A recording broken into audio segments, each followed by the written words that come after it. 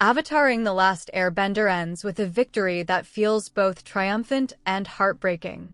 On the surface, Team Avatar defeats Taga, saves Republic City, and prevents a powerful relic from falling into the wrong hands.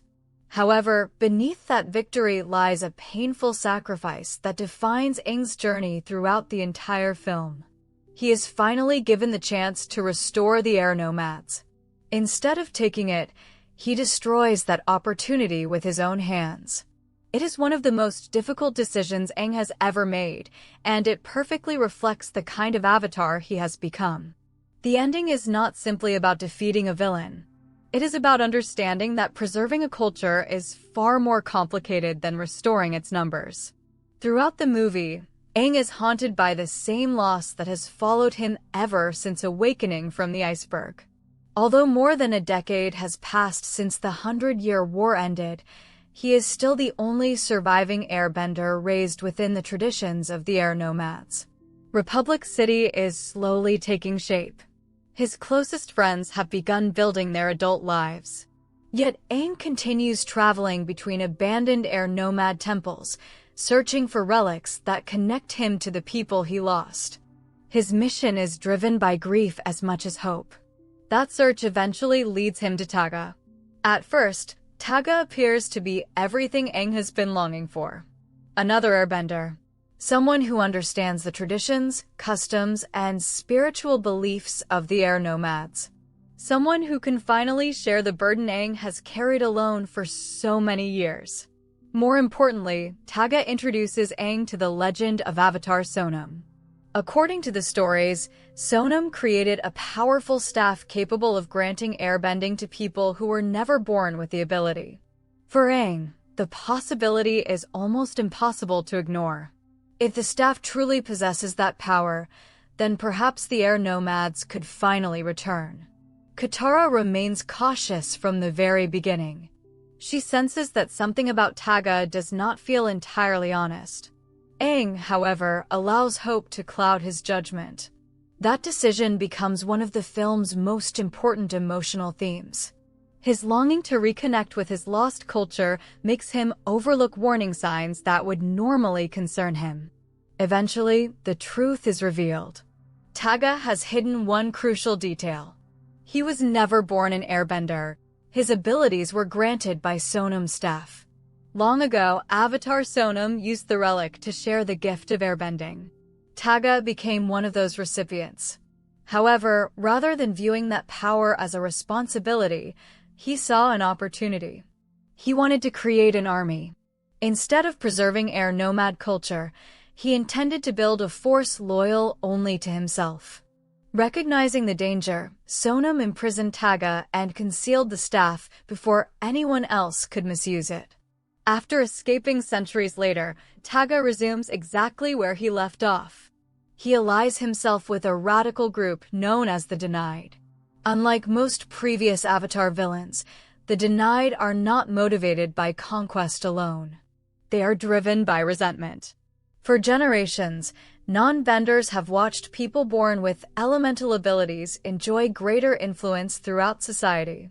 Benders often hold military power, political power, economic advantages. The Denied believe the entire system unfairly favors those fortunate enough to control the elements. Taga exploits those frustrations perfectly. Using Sonam's staff, he grants members of the Denied the ability to airbend. Suddenly, people who spent their entire lives powerless gain extraordinary abilities. However, receiving airbending does not make them true Air Nomads. They possess the element. They do not possess the philosophy. The Air Nomads built their entire culture around peace, discipline, compassion, and spiritual balance. The Denied receive none of that. Instead, they combine their existing anger with powerful new abilities, creating an extremely dangerous force. Taga's vision also differs dramatically from Aang's.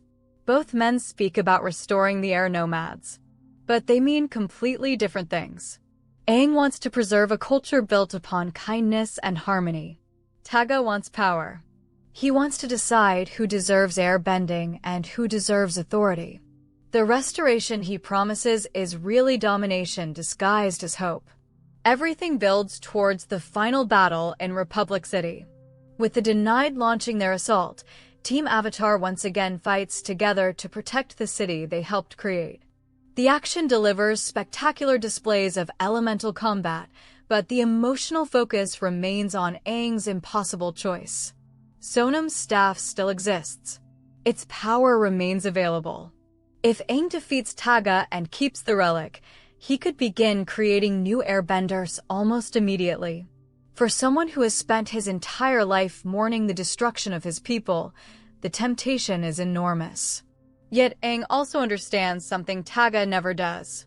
The staff cannot create an air nomad civilization. It can only create airbenders. Those are not the same thing. A culture is built through shared beliefs, shared traditions, shared compassion, shared responsibility. Simply giving someone the ability to manipulate air does not automatically make them part of that culture. Instead, it risks turning bending itself into a commodity controlled by whoever possesses the staff. That danger ultimately outweighs Aang's personal desire. Rather than preserving the relic, he destroys it. It is one of the most selfless choices in the entire Avatar franchise.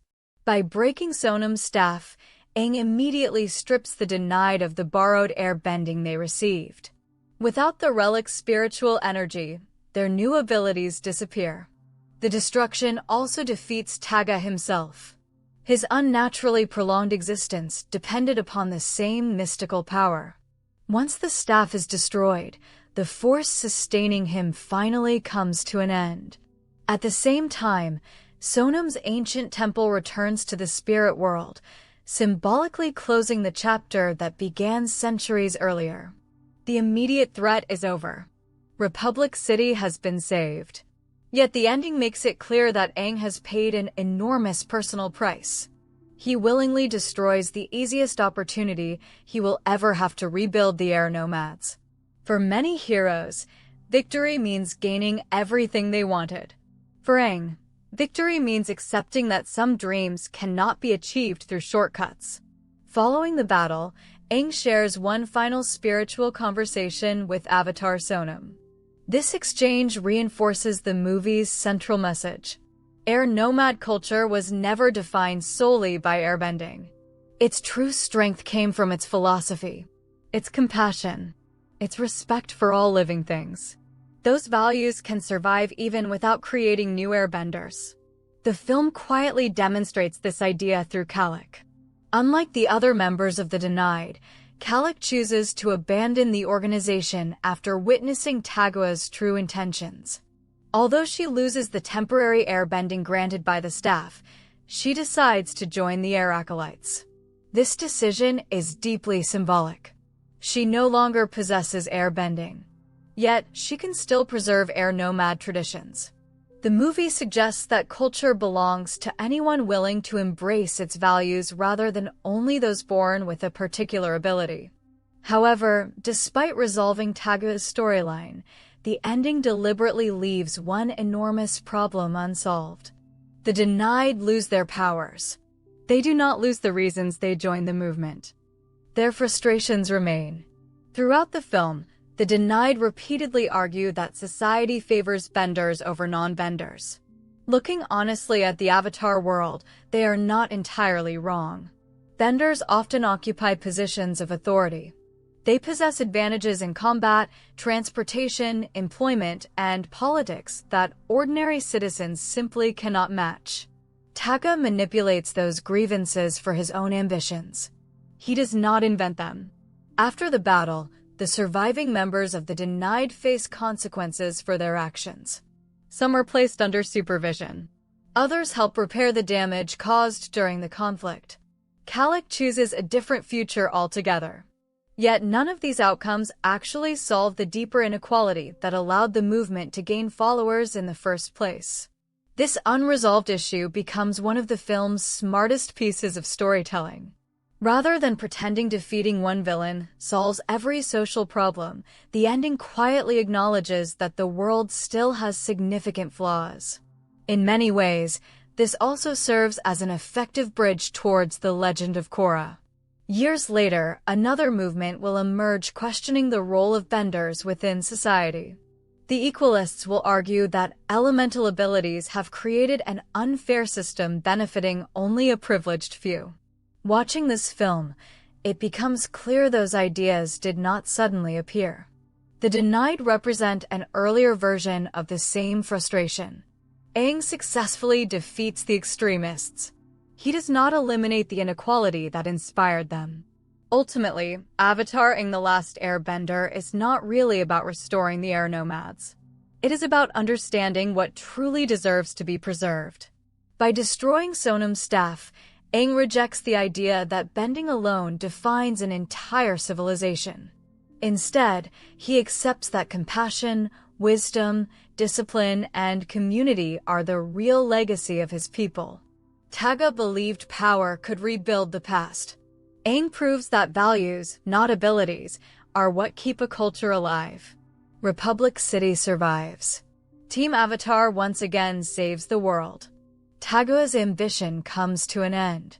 But the deeper divide between benders and non-benders remains unresolved, ensuring that the challenges facing the Avatar world are far from over. That bittersweet conclusion gives the ending far more weight than a simple victory, reminding viewers that while battles can end in a single day, rebuilding a better society takes generations.